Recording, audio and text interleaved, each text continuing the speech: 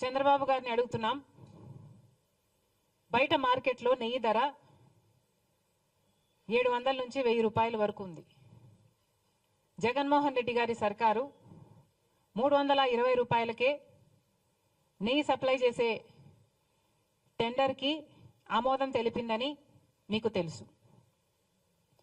నెయ్యి కల్తీ అయిందని, లడ్డూలకు వాడే నెయ్యిలో beef టాలో, Pig fat, fish oil ఉన్నాయని నేషనల్ డైరీ డెవలప్మెంట్ బోర్డు ఇచ్చిన రిపోర్టు మీకు తెలుసు.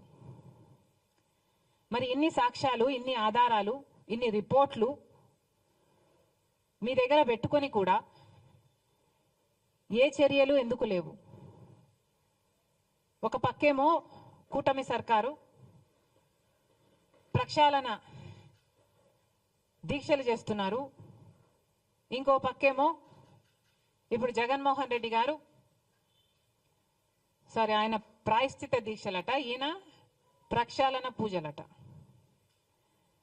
జగన్మోహన్ రెడ్డి గారి సర్కారు లడ్డూలలో కల్తీ నెయ్యి వాడితే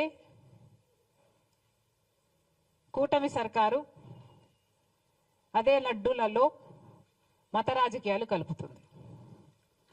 ఇద్దరికి ఏమిటి తేడా?